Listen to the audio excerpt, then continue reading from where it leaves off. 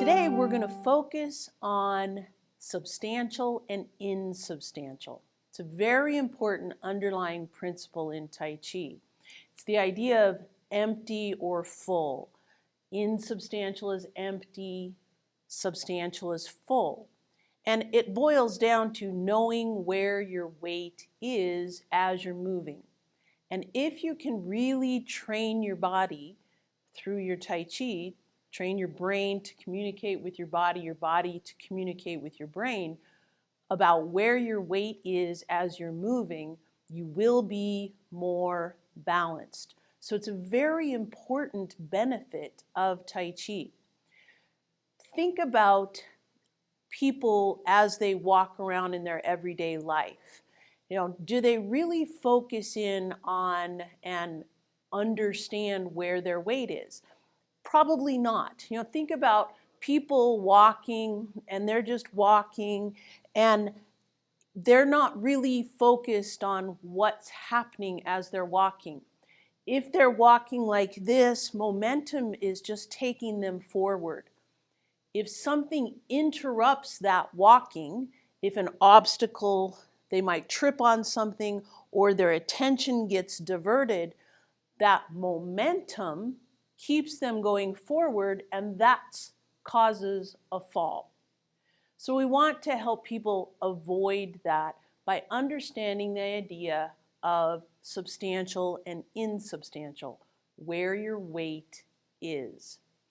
So let's look at pheasant stance, a very simple move in our form where bring all your weight onto this left side, keeping that column straight.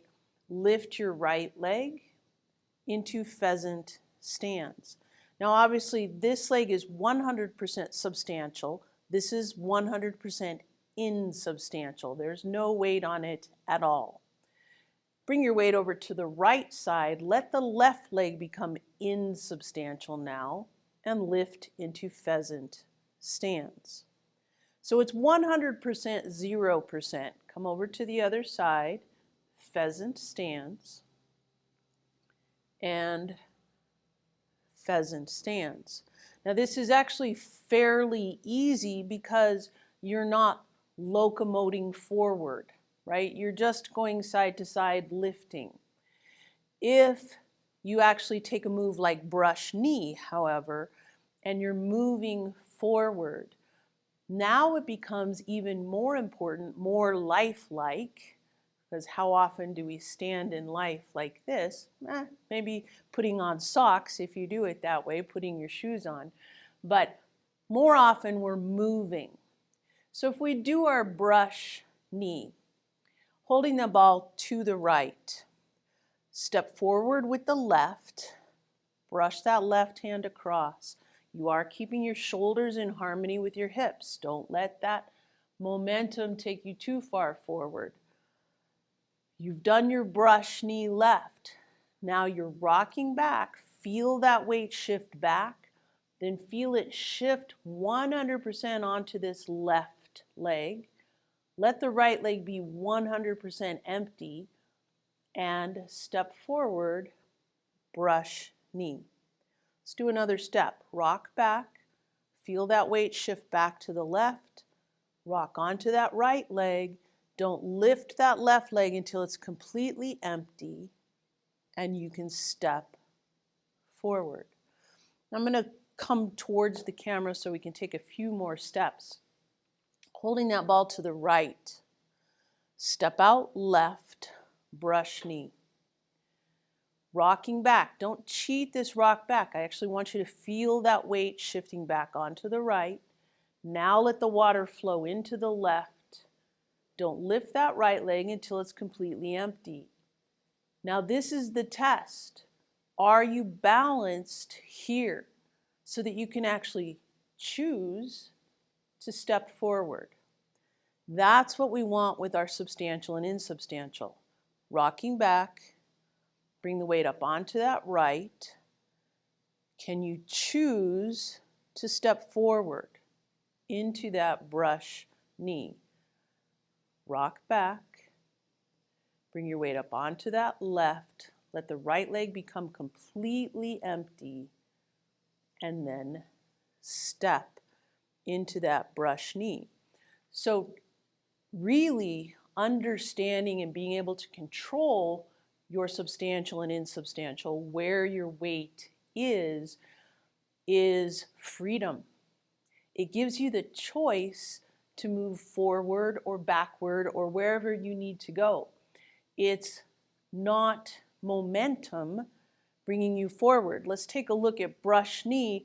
If I just do my brush knee and I fall forward, that's momentum taking me forward. I have no choice but to go forward if I allow that momentum to take me forward. There's another point that I want you to think about as you're doing your brush knee is, where is the dantian? Remember that dantian 2 inches in from the belly button, 2 inches down. That's your center of your mass. It's the center of your balance. That dantian needs to be over the base of support in order for you to be balanced. So as you're here holding the ball, we rotate into our brush knee, rocking back.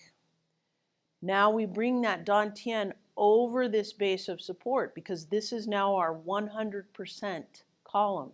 This is our substantial column. This is our insubstantial. So that dantian needs to be over this substantial base of support.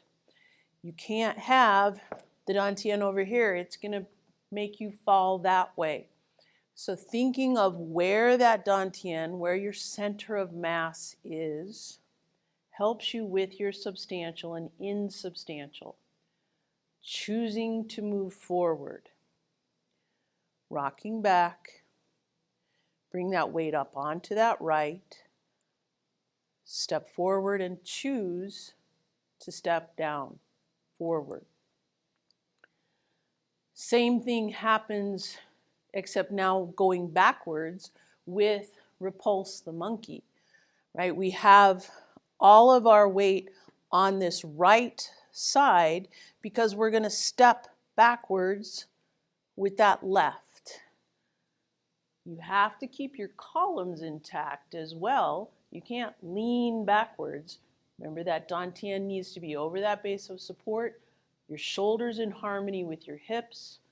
Step back, repulse the monkey. Let's do it this way here. Start with your left leg forward. Let the left become completely empty. Everything is in your right, because now you choose to step backwards. Now let the water flow into that left. Right leg is completely empty. You choose to step backwards. Now the right leg is completely full. My left leg, I can actually choose to step forward if I want to, or I can continue my repulse the monkey. Same thing happens with wave hands like clouds in a lateral motion. Forwards, backwards, and now stepping side to side. We still need to know where our weight is. If you bring your weight over to the right, left leg is empty, step left. Now that water flows into the left, the right leg needs to be completely empty before it comes in. But now, as your dantian moves over that right with your rotation, the water also flows into that right, letting the left be insubstantial, and step. Now let the right be completely empty. Step in. Now fill that right leg. Let the left be completely empty, and step. Let's go to the right. Let the right leg remain empty, and step. Feel that dantian come over that base of support. Left leg becomes empty. It comes in.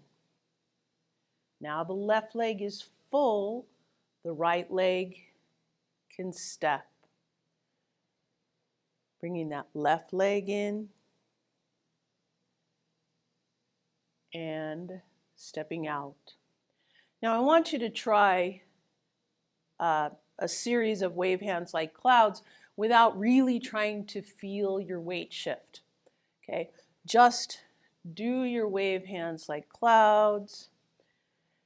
And while you might think this feels very fluid and very gentle, what's not happening is you're not really paying attention. You're letting momentum pull you this direction. And it's actually very hard now to go the other direction without stopping completely and going the other way. Don't let momentum take over. Let's do our wave hands like clouds one more time. Bring that weight to the right. Think about where that dantian is. Step with your rotation. Let that dantian come over the left. Right leg is empty. Now that rotation brings the dantian over the right. The left leg is empty and it's free to step.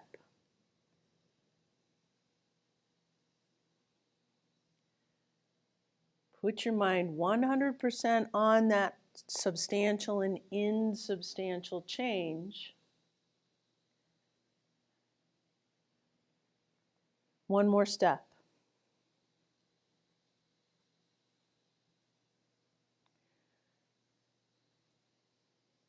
If we're not moving forward or backward or side to side, we still need to understand our weight shift. And it's a little bit less obvious because we're not locomoting. Again, just like this was extremely obvious. Take pushing chi, bring your left foot forward. We're not moving forward. We're not taking a step forward. We're not taking a step backward. But as we move, our weight is shifting. And our dantian is gently shifting over that base of support. Even though it's not 100% either way, the water is shifting and you're aware of where that weight is. And this is very important as you approach an opponent. If your weight is not in the right place as you address your opponent, you're in trouble. That limits what you can do. If you need to have this front leg empty to kick and you're in this position, you can't lift this leg to kick because it is more substantial at this point. Knowing that this is more insubstantial, this leg actually can come up and kick. So understanding where your weight is, even if you're not moving, is very, very important. Bring that right foot forward. Come into your pushing chi again. And let the mental image of water flowing just kind of gently into one side and then back into the other side. It's like waves flowing.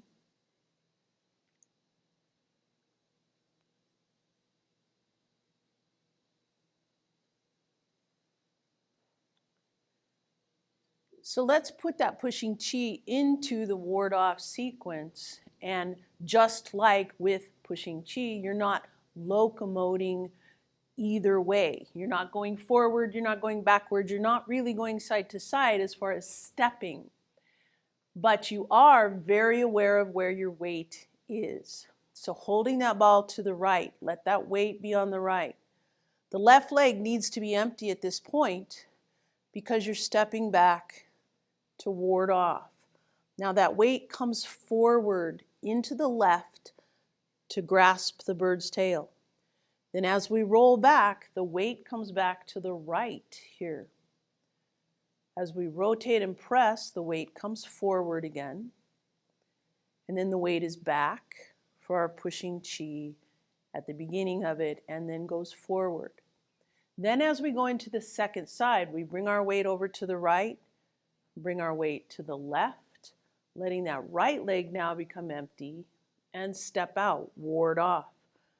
Let the weight come slightly forward onto that right as you grasp the bird's tail. Then as you roll back, the weight comes to the left. Then as you rotate and press, weight's forward, and then you pull back into your pushing chi. Now, part of that weight shift in our ward off and in the transition between the two is very useful to make sure that you are pivoting on the less substantial side so that you're not harming your knees as you're moving your feet. Let's start with that ward off again, holding the ball to the right, step out, ward off. Both feet can pivot here, grasp the bird's tail, roll back, rotate and press, pushing chi here. The weight is on that left. As I start to transition, I can move that more insubstantial foot. That leg is more insubstantial on the right. That foot starts to move. As the weight comes to the right, then the left foot can move. And then I can bring my weight back onto that left.